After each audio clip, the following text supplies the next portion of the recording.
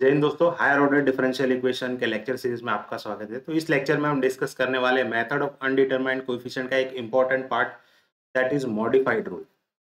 तो जैसा कि हमें पता है मेथड ऑफ अनडिटरमाइंड कोएफिशिएंट किसके लिए होता है, तो जब भी हमारे पास non homogeneous higher order differential equation होता है जिसका राइट हैंड साइड पार्ट या तो कांस्टेंट हो, एक्सपोनेंशियल हो, ट्रिग्नोमेट्री में साइन या कॉस हो, या अल्जेब्राइक एक्सप्रेशन हो a0 plus a1x plus a2x square, ऐसा कुछ।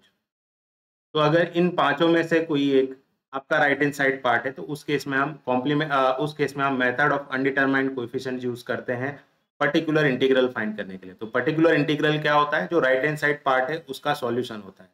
लेफ्ट हैंड साइड पार्ट वाले सॉल्यूशन को हम कॉम्प्लीमेंट्री फंक्शन बोलते हैं, और दोनों लेफ्ट साइड सॉल्यूशन और right hand side solution in दोनों के सम को ही हम क्या बोलते हैं? General solution.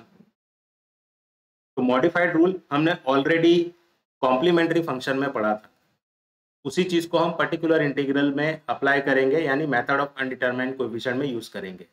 तो वो हमने मॉडिफाइड रूल पढ़ा क्या था? तो अगर आपको याद हो तो कॉम्प्लीमेंट्री फंक्शन में अगर कभी भी रूट रिपीट होता था तो हम उसको सॉल्यूशन लिखने के लिए क्या करते थे? एक्स के इंक्रीजिंग पावर से मल्टीप्लाई करते थे। यानी मान लो हमारा रूट 2 है, तो उसको मैं कॉम्प्लीमेंट्री फंक्शन कैसे लिखता था? वाई सी ऑफ एक्स कैसे लिखता था? तो C1 ई रेस टू, पहला रूट तो हमारा 2 है तो 2x, C2 E raise to 2x, C3 E raise to 2x। तो सब में 2 आएगा, बट यहाँ पर क्या है? सब में सॉल्यूशन सेम हो जाएगा, constant times E raise to x. तो हम क्या करते थे? पहली बार तो वैसा का वैसा लिख देते थे, दूसरी बार में हम उसको x से मल्टीप्लाई कर देते थे। अगर इसी को हम तीसरी बार रिपीट कर रहे हैं तो x स्क्वायर से मल्टीप्लाई कर देते। अगर ये चौथी बार रिपीट होता तो हम x क्यूब से मल्टीप्लाई कर देते। तो इस तरह से हम x के इंक्रीजिंग पावर से मल्टीप्लाई करके इसको मॉडिफाई कर देते। सेम चीज हमें मेथड ऑफ अनडिटरमाइंड कोएफिशिएंट में जब हम yp निकाल रहे हैं, यानी पर्टिकुलर इंटीग्रल निकाल रहे हैं, उस केस में भी मॉडिफिकेशन करना है by multiplying increasing powers of x। तो मेथड ऑफ अनडिटरमाइंड कोएफिशिएंट में जैसा कि हमने देखा था कि आपका जो राइट हैंड साइड पार्ट है, यहाँ पर जो हमारा इक्वेशन था f of D Y of X equal to r of x था। तो ये जो r ऑफ x यानी राइट हैंड साइड पार्ट अगर इन पांचों में से कोई एक होता है तो हम उसमें yp अज्यूम करते थे और उसके बाद हम कांस्टेंट वैल्यू फाइंड आउट करते थे। अगर इनका कुछ कॉम्बिनेशन आ जाए, यानी multiplication of E raise to X या साइन बी एक्स, तो जो भी ये पांचों चीज दी हुई है इनका सम आ जाए, किसी भी कॉम्बिनेशन का सम आ जाए, डिफरेंस आ जाए या प्रोडक्ट आ जाए, तो उस केस में भी हम वाईपी या ट्रायल सॉल्यूशन इस तरह से अज्यूम करते हैं। यहाँ पर राइट में ये आर ऑफ एक्स है, याद रखना, इंस्टेड ऑफ एक्स ये आर ऑफ एक्स है। तो मॉडिफिकेशन रूल जैसा कि मैंने बताया था, अगर यहाँ पर भी आपका अगर सॉल्यूशन रिपीट हो रहा है तो आप यहाँ पर क्या करोगे? x के इंक्रीजिंग पावर से yp को मल्टीप्लाई कर देंगे। That is what the modification rule. चलो इसको एक एग्जांपल से समझते हैं कि मॉडिफिकेशन रूल अप्लाई कैसे करना है। तो जैसा कि हमने डिस्कस किया था कि इक्वेशन के दो पार्ट होते हैं। ये जो लेफ्ट हैंड साइड पार्ट है उसके लिए हम कॉम्प्लीमेंट्री फंक्शन ycx निकालेंगे और राइट साइड के लिए particular integral that is yp निकालेंगे। तो complementary function corresponding to homogeneous equation निकलता है। तो इसका होमोजीनियस इक्वेशन क्या होगा? होमोजीनियस इक्वेशन का मतलब है इसका right hand side part zero कर दो। तो इसका ऑक्सिलरी इक्वेशन हम कैसे लिखते थे? आई होप आपने इसका पहला और दूसरा लेक्चर जरूर देखा है, तो आपको पता चलेगा इसका ऑक्सिलरी इक्वेशन हम directly M square minus 3m plus 2 equal to 0 लिख सकते हैं फ्रॉम दिस इक्वेशन। इसका सॉल्यूशन क्या आएगा? एम कर दे, इसका फैक्टराइजेशन क्या आएगा? That is 2 1s are 2, 2 1s are 2 equal to 0। तो इसके फैक्टर्स क्या आ गए? 1 और 2। तो इसका सॉल्यूशन हम कैसे लिखते हैं? तो yc of x complementary function कैसे लिखते हैं? That is c1 e raise to 1 times x plus c2 e raise to 2 times x। तो 1 और 2 क्या है? हमारे सॉल्यूशन है। चलो ये तो हो गया कॉम्प्लीमेंट्री फंक्शन, यानी ये तो हो गया हमारा लेफ्ट हैंड साइड पार्ट। अब राइट हैंड साइड पार्ट के लिए जैसा कि हमने इसके पहले वाले बेसिक रूल में देखा था, तो अगर हमारा right hand side part exponential है तो हमने क्या टेबल में डिस्कस किया था? अगर एक्सपोनेंशियल है राइट हैंड साइड पार्ट तो उसमें हम इनिशियल गेस कैसे करते हैं? पर्टिकुलर इंटीग्रल का constant times E raise to x. तो मैं यहाँ पर भी yp क्या ले रहा हूँ? यहाँ पर भी मैं yp ऑफ x क्या ले रहा हूँ? Constant times E raise to x. अब आप बोलोगे ये हो गया हमारा इनिशियल गेस, बट ये इनिशियल गेस यहाँ पर इनकरेक्ट है। क्यों इनकरेक्ट है? तो क्योंकि constant times E raise to X वो तो हमारे सॉल्यूशन में ऑलरेडी आ चुका है, दैट इज कॉम्प्लीमेंट्री फंक्शन में ऑलरेडी प्रेजेंट है, constant times E raise to X. यहाँ भी आप वाई पी एक्स वही ले रहे हो, तो क्योंकि ये सॉल्यूशन ऑलरेडी कॉम्प्लीमेंट्री में आ चुका है तो हम इसको मॉडिफाई करेंगे। तो वाई पी एक्स को आपको मॉडिफाई करना पड़ेगा। मॉडिफाई करने का मतलब है इसको x के इंक्रीजिंग पावर से मल्टीप्लाई करेंगे। तो constant times E raise to x तो प्रेजेंट है, तो हम क्या कर देते हैं, क्यों ना इसको x से मल्टीप्लाई कर दें। तो अब हमारा वाई पी एक्स क्या हो जाएगा, a x E raise to x, यानी कांस्टेंट x और ई रेस टू एक्स। ठीक है, constant x e raise to x y c x में नहीं है, तो इसलिए हम वाई पी एक्स ये अज्यूम करने वाले हैं। तो टेबल से तो हमें क्या पता चल रहा है कि अगर राइट हैंड साइड एक्सपोनेंशियल है तो हम constant times E raise to X हमारा राइट हैंड साइड लेंगे, वाई पी एक्स अज्यूम करेंगे। बट ऐसा अज्यूम करने पर ये सॉल्यूशन तो ऑलरेडी कॉम्प्लीमेंट्री में प्रेजेंट है, तो आपको वाई पी एक्स को मॉडिफाई करना पड़ेगा, यानी एक्स के इंक्रीजिंग पावर से मल्टीप्लाई करना पड़ेगा। इसीलिए हमने इसको a E raise to x ना मानकर a x E raise to x लिया है। आई होप आपको मॉडिफिकेशन समझ में आ गया। नाउ अब हम क्या करेंगे, अब इसको सॉल्व करने के लिए हम क्या करते हैं, इसको हमारे एग्जाम्पल में रख देते हैं। हमारा एग्जाम्पल अगर वाई पी में लिखे तो ये है Y P double dash minus 3 dash plus 2 is equal to E raise to x. अब वाई पी तो हमारे पास है, तो वाई पी डैश क्या होगा, तो दैट इज ए, इसका u इंटू वी रूल लगेगा, तो a x E raise to x का derivative e raise to x. अब ए एक्स का डेरिवेटिव ए आएगा and e raise to x as it is. यहाँ पर मैंने u इंटू वी रूल लगाया है।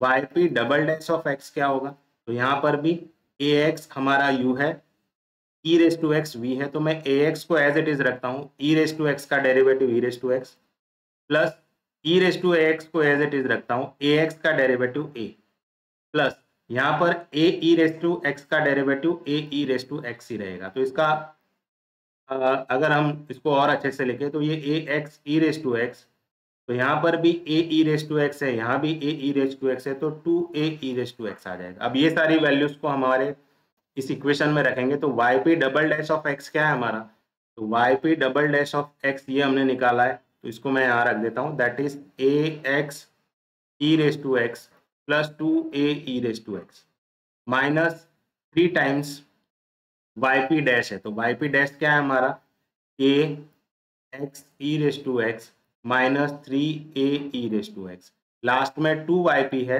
सो 2 टाइम्स yp हमारा क्या था, that is A x E raise to X is equal to E raise to X. अगर यहाँ पर कुछ कैंसिल हो रहा है तो आप उसको जरूर कैंसिल करो। तो देखो यहाँ पर 2a e raise to X और यहाँ पर minus 3a E raise to x है, ओके ये तो नहीं हो रहा है, तो 2a X E raise to X A E raise to x, तो ये हो गया 3 times A x E raise to x, तो ये कैंसिल हो गया। 2a e raise to x में से minus 3a E raise to x गया, तो negative a e raise to x बचा is equal to E raise to x. तो यहाँ पर ई रेस टू एक्स का कोएफिशिएंट कंपेयर करोगे तो आपको a की वैल्यू मिल जाएगी, दैट इज -1। इसी को हमारे वाई पी एक्स में रखेंगे, तो वाई पी एक्स हमारा क्या था, a x E raise to x, जहाँ पर a वैल्यू अब हमें मिल गई -1, तो ये हो गई minus X E raise to x, तो ये हो गया हमारा पर्टिकुलर इंटीग्रल। अब जैसा कि मैंने बताया था कि जो जनरल सॉल्यूशन होता है जीएस होता है, वो क्या होता है, वो कॉम्प्लीमेंट्री फंक्शन और पर्टिकुलर इंटीग्रल दोनों का सम होता है। तो कॉम्प्लीमेंट्री फंक्शन में हमें ये रहा solution, that is c1 E raise to X, c2 E raise to 2x। Particular integral क्या है हमारा, मैं यहाँ माइनस लिख देता हूँ, minus X E raise to x, तो ये हो गया हमारा जनरल सॉल्यूशन। तो इस तरह से आप वाई पी एक्स को मॉडिफाई कर सकते हो, इसी को हम बोलते हैं मॉडिफाइड रूल। एक और एग्जांपल देखते हैं और इसको क्विकली सॉल्व करते हैं। तो यहाँ पर अगर हम देखेंगे इसका जो होमोजीनियस इक्वेशन है, यानी अगर हम राइट हैंड साइड पार्ट को 0 कर दे तो y double dash minus 2y dash plus y is equal to 0, जिसका ऑक्सिलरी इक्वेशन क्या होगा, m square minus 2m plus 1 equal to 0। तो ये this is nothing but m minus 1 whole square. तो यहाँ पर सॉल्यूशन क्या होगा आपका 1 और 1 है ना। तो इसका अगर मैं आपको कॉम्प्लीमेंट्री फंक्शन बोलूं तो आप बोलोगे सर ये c1 E raise to x plus C2e⁻x। दोनों ही सॉल्यूशंस, क्योंकि आपका रूट रिपीट हो रहा था, तो अगर आपको याद हो तो हम यहाँ पर क्या करते थे, कॉम्प्लीमेंट्री फंक्शन को मॉडिफाई करते थे by multiplying x। Root repeat होता है तो x के इंक्रीजिंग पावर से मल्टीप्लाई करते थे। तो ये तो हो गई कॉम्प्लीमेंट्री फंक्शन की बात। चलिए अब हमारा पर्टिकुलर इंटीग्रल डिस्कस करते हैं। तो यहाँ पर भी राइट हैंड साइड एक्सपोनेंशियल है, और जैसा कि हमने डिस्कस किया था, कभी भी हमारा अगर राइट हैंड साइड एक्सपोनेंशियल हो तो उस केस में हम ypx को इनिशियल गेस कैसे करते हैं, कांस्टेंट टाइम्स e⁻x। तो यहाँ पर भी हम कांस्टेंट टाइम्स e⁻x में लिख देता हूँ। तो मेरा ypx क्या होगा, that is constant times e⁻x। चलो, बट फिर से देखो, अगर अपने ycx को देखो जरा, तो ycx में कांस्टेंट टाइम्स e⁻x तो ऑलरेडी आ रहा है, तो हम इसको ypx गेस नहीं कर सकते। तो जैसा कि हमने पहले डिस्कस किया था, तो इसको मॉडिफाई करेंगे हम। तो मॉडिफाई करने के लिए इसको x से मल्टीप्लाई करेंगे। अब फिर से अपने ycx को देखो, तो कांस्टेंट टाइम्स x और e⁻x, कांस्टेंट टाइम्स x और e⁻x, फिर से ycx में ये भी प्रेजेंट है। तो जो पहले आपने x से मल्टीप्लाई किया था उससे भी काम नहीं चल रहा है, यानी अब हम उसको एक और x से मल्टीप्लाई करेंगे, यानी वो हो जाएगा ax²। आई होप आपको समझ में आया मैंने ypx ax² e⁻x क्यों लिखा। फिर से मैं समझा दे रहा हूं, अगर आप ypx e⁻x लोगे तो उस केस में यहाँ पर constant times e⁻x already present है। कांस्टेंट टाइम e⁻x ycx में प्रेजेंट है, तो हम इसको मॉडिफाई करके x से मल्टीप्लाई करते हैं। बट ax e⁻x यानी कांस्टेंट x e⁻x वो भी तो ycx में प्रेजेंट है, कांस्टेंट टाइम्स x e⁻x, यानी फिर से इसको मॉडिफाई करके फिर x² से मल्टीप्लाई करना पड़ेगा। तो इस तरह से ये हो जाएगा हमारा ypx। आई होप आपको समझ में आया। चलो, अब बाकी का प्रोसेस तो सेम ही करना है आपको। इसको क्या करते हैं, हमारे एग्जाम्पल में रखते हैं। तो हमारा एग्जाम्पल क्या है, yp∬x -2 yp' plus yp is equal to e⁻x। तो आप क्या करो, yp' निकाल लो। तो अगर मैं बताऊं यहाँ पर yp' क्या होगा, तो यहाँ भी u इंटू वी रूल लगाओ। ax² as it is, e⁻x का derivative e⁻x, e⁻x as it is, ax² का डेरिवेटिव 2ax होता है। अब हमें yp' भी चाहिए, तो हम फिर से इसका डेरिवेटिव ले लेते हैं। तो मैं u इंटू वी रूल से कर दे रहा हूँ इसको। तो ax² as it is, e⁻x का डेरिवेटिव e⁻x, दूसरा है e⁻x as it is, ax² का डेरिवेटिव 2ax, प्लस यहाँ पर भी 2ax as it is, e⁻x का derivative e⁻x, plus e⁻x as it is, 2ax का डेरिवेटिव सिर्फ 2a। तो इसको जरा और सिंप्लीफाई करें, तो this is nothing but ax² e⁻x, 2ax e⁻x, 2ax e⁻x, तो ये हो गया 4ax e⁻x, प्लस लास्ट में है 2a e⁻x, तो ये हो गया हमारा yp'। तो चलो इसको सॉल्यूशन में रखते हैं। तो yp' हमें क्या मिला, ax² e⁻x plus 4ax e⁻x plus 2a e⁻x minus 2 times yp' है, तो माइनस 2 टाइम्स yp' करेंगे तो minus 2 times ax² e⁻x minus 4 times ax e⁻x, और लास्ट में yp है, that is ax² e⁻x is equal to, right hand side में हमारे पास है e⁻x। तो अगर कुछ कैंसिल हो रहा है तो आप इसको जरूर कैंसिल करो।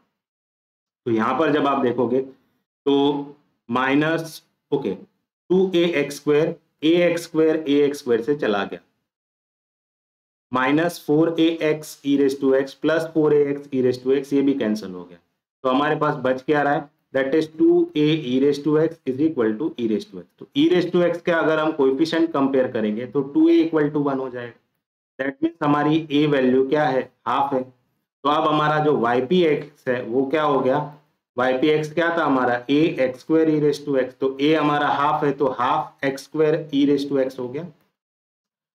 तो ये हो गया हमारा ypx। तो फाइनली हमारा जो जनरल सॉल्यूशन है वो क्या हो गया, तो जनरल सॉल्यूशन क्या होता है, y ऑफ x क्या होता है, that is sum of complementary function plus particular integral. तो ycx हमें क्या मिला, ये रहा हमारा ycx, that is c1 e raise to x plus c2x e raise to X. Particular integral हमें ये रहा मिला half X square e raise to X. So this is what our general solution. So that is what the modified rule. एक last example है और ये example मैं expect करूंगा कि आप लोग खुद इसको करोगे। मैं यहाँ पर इसका ऑक्सिलरी इक्वेशन लिख देता हूँ। तो इसका ऑक्सिलरी इक्वेशन क्या आएगा, that is m square minus 4m plus 4 is equal to 0। तो यानी इसका जब आप होमोजीनियस इक्वेशन लिखोगे तो ये होमोजीनियस इक्वेशन कुछ इस तरह से दिखेगा। यानी होमोजीनियस इक्वेशन का मतलब है राइट हैंड साइड 0 करना। तो this is nothing but m minus 2 का स्क्वायर। तो ये m क्या हो गया, 2 आ गया। तो इसका कॉम्प्लीमेंट्री फंक्शन कैसे लिखोगे, c1 e raise to x 2x। मैं इसको अच्छे से इरेज करके लिख देता हूँ। तो ये क्या है हमारा c1 e raise to 2x plus c2 e raise to 2x। तो सेम बार आ रहा है तो हम इसको मॉडिफाई करके क्या करते हैं, अगर रूट रिपीट हो रहा है तो x के इंक्रीजिंग पावर से मल्टीप्लाई करते हैं। तो ये तो हो गया ycx। मैं ypx अज्यूम करके दे देता हूं, आप इस क्वेश्चन को खुद से करना। अब क्योंकि यहाँ पर देखो एल्जेब्राइक एक्सप्रेशन x है और एक्सपोनेंशियल 2x है, दोनों का मल्टीप्लिकेशन है। तो यहाँ पर x मतलब सिंगल डिग्री का है, तो उस केस में हम इसको चूज करते हैं ax plus b, single degree का इक्वेशन। एक्सपोनेंशियल है तो मैं एक्सपोनेंशियल को एज इट इज रखता हूँ। तो इसी तरह से हम ypx इनिशियल गेस करते हैं। अगर आपको ये चीजें नहीं समझ में आई तो इसके अंदर जरूर देख लेना। यहाँ पर मैंने बहुत सारी चीजें लिखी हुई है कि अगर आपका जो राइट हैंड साइड पार्ट है अगर ऐसा दिया हो तो how will you assume your trial solution. ठीक है, तो अभी हमारे वाले केस में क्या है, एल्जेब्राइक x है और e रेज टू x है। तो x और e रेज टू x है तो उस केस में हम a plus B X E raise to X ऐसा आप ले सकते हो इनिशियल गेस, है ना। क्योंकि x है तो सिंगल डिग्री का इक्वेशन लेना पड़ेगा और एक्सपोनेंशियल के साथ लेना पड़ेगा।